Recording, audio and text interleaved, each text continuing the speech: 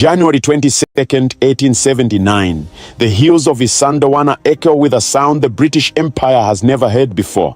The thunderous war cry of 20,000 Zulu warriors moving as one. Within hours, over 1,300 British and colonial soldiers lie dead on African soil. It is the single greatest defeat of a modern European army by an indigenous African force in colonial history. But this is not a story about a single battle. This is the story of a king who refused to kneel, a military system so sophisticated it terrified the world's greatest empire, and a nation that chose to fight for its freedom, knowing the cost would be everything. This is the Anglo-Zulu War, the last stand of the warrior kingdom, and the hidden history that Britain tried to bury. For most of the world, the story of the Zulu people begins and ends with war, but the truth is far more complex. The Zulu kingdom was not simply a military power. It was a sophisticated state with its own laws, economy, diplomacy, and culture. A kingdom that had, in just 50 years, transformed from a small clan into one of the most formidable nations in Africa. In this documentary, we will uncover the full story of the Anglo-Zulu War of 1879. We will journey back to understand how the Zulu nation was built, who King Cetshwayo truly was, and why the British Empire saw this independent African kingdom as a threat that had to be destroyed. We will walk through the strategies, the battles, the betrayals, and the courage that defined this conflict. But more importantly, we will reveal what history books often ignore: the African perspective, the Zulu genius, and the legacy that still shapes South Africa today. This is not just a war story. This is a story about sovereignty, resistance, and what happens when an empire meets a people who refuse to surrender their identity. To understand the Anglo-Zulu War, we must first understand the world it emerged from. The year is 1816. Southern Africa is a patchwork of kingdoms, clans, and chiefdoms. Among them is a small clan called the Zulu, led by a minor chief named Senzangakona. But Senzangakona has a son, an illegitimate son, exiled and humiliated, named Shaka. History will remember him as one of the greatest military minds Africa has ever produced. By 1818, Shaka has seized control of the Zulu clan. Within a decade, he transforms them into an empire. He revolutionizes warfare, creating the bullhorn formation, a tactical system that encircles enemies with devastating efficiency. He introduces the ikowa, a short stabbing spear designed for close combat, replacing the traditional throwing spear. Shaka's army is not just fierce, it is disciplined, organized, and professional. Warriors are trained from boyhood in age regiments called amabuto. They live in military towns. They do not marry until their regiment is discharged by the king. This creates a standing army of thousands, loyal only to the throne. Under Shaka, the Zulu kingdom expands rapidly. Neighboring clans are either absorbed or scattered. By the time of his assassination in 1828, the Zulu control a vast territory in what is now KwaZulu-Natal. While the Zulu build their kingdom in the interior, the British solidify their control over the Cape Colony to the south. Initially, British interest in Southern Africa is limited. The Cape is simply a stopover on the route to India. But in the 1830s, everything changes. The discovery of diamonds and later gold transforms Southern Africa into one of the most valuable regions on earth. The British begin expanding inland. They clash with Boer settlers, African kingdoms, and anyone else who stands in the way of profit and empire. The philosophy is simple: control the land, control the resources, control the people. In 1872, a new king ascends the Zulu throne, Cetshwayo Kampande. He is Shaka's grandnephew, a man in his 40s, intelligent, diplomatic, and deeply committed to preserving Zulu independence. Cetshwayo inherits a kingdom that is powerful but surrounded. To the south, the British; to the west, the Boer Republic of Transvaal; to the north, smaller African states and Portuguese territories. The Zulu are geographically trapped, but Cetshwayo is no warmonger. He seeks peace with the British. He sends diplomats. He honors treaties. He even allows British missionaries into his kingdom. He believes that diplomacy, not war, will protect his people. He is wrong. In 1877, the British appoints Henry Battle Frere as High Commissioner for Southern Africa. Frere is an imperialist zealot. He believes that African kingdoms are obstacles to British dominance and must be crushed. Frere looks at the Zulu kingdom and sees a problem. Not because the Zulu have attacked British territory, they haven't. Not because they threaten British citizens, they don't. But because they exist as an independent military power. Frere's goal is to create a British Confederation in Southern Africa, uniting all territories under one crown. The Zulu Kingdom, with its 30,000 strong army and fierce independence, does not fit this vision. So Frere begins manufacturing a crisis. In December 1878, Frere presents King Cetshwayo with an ultimatum. The demands are designed to be impossible. Disband the Zulu army, allow British residents in Zulu territory, accept a British representative to oversee internal Zulu affairs, pay reparations for alleged border incidents. Cetshwayo is given 30 days to comply. The message is clear: surrender your sovereignty or face war. Cetshwayo tries to negotiate. He offers compromises. He pleads for more time. But Frere has already made his decision. The British Empire is coming whether the Zulu fight or not. And so Cetshwayo prepares his people for the unthinkable. King Cetshwayo is often portrayed by colonial historians as a savage tyrant. This is propaganda. In truth, Cetshwayo is a skilled ruler who inherits a complex political situation and navigates it with intelligence and restraint.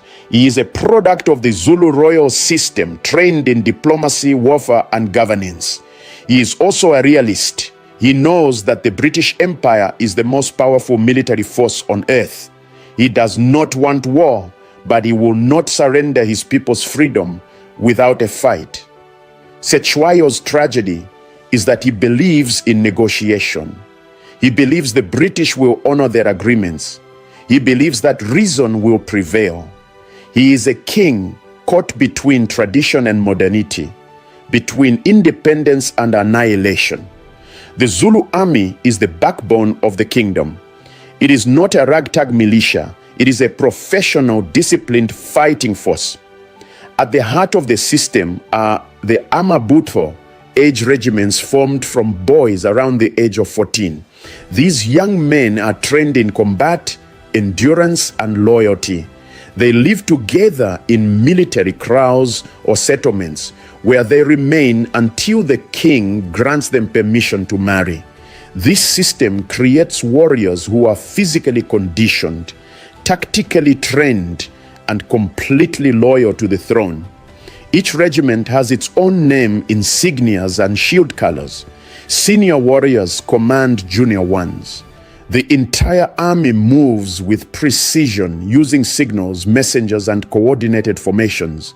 The Zulu do not have guns, at least not many. What they have is speed, discipline, and the tactical genius of their commanders. Their primary weapon is the ikuwa, a short stabbing spear. Their shield made of cowhide is both defensive and offensive. Warriors use it to hook an enemy's shield aside, exposing them to a fatal thrust.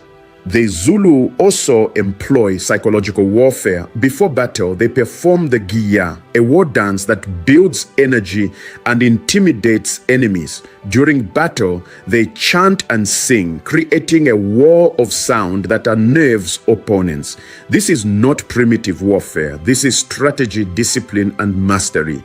Opposing King Cetshwayo is Lieutenant General Lord Chelmsford, commander of British forces in Southern Africa.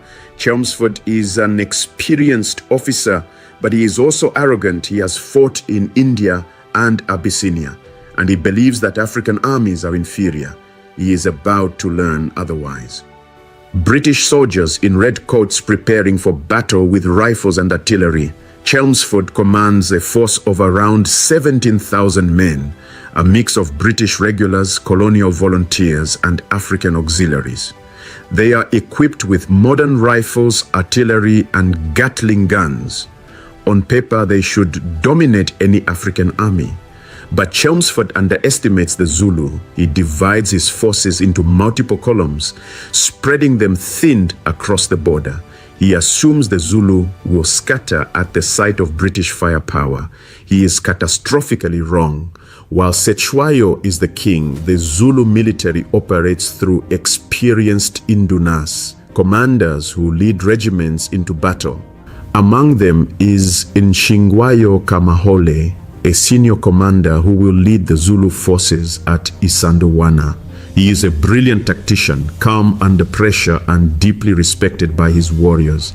Another key figure is Dabulamanzi Kampande, the king's half-brother. He is younger, more impulsive, and eager to prove himself in battle. His actions will have devastating consequences. These men are not bloodthirsty savages. They are generals, strategists, and leaders who understand that they are fighting for the survival of their nation.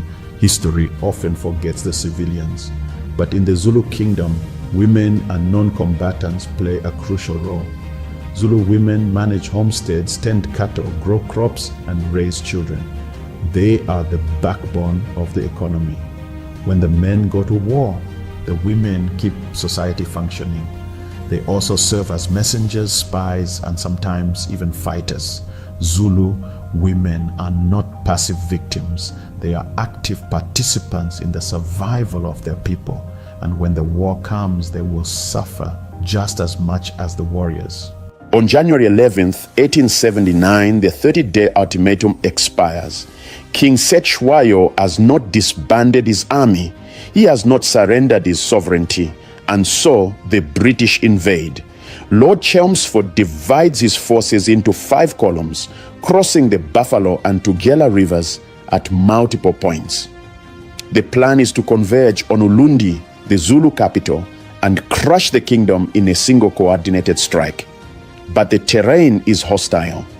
The land is rugged, filled with hills, rivers, and dense bush. Supply lines stretch thin, communication is slow.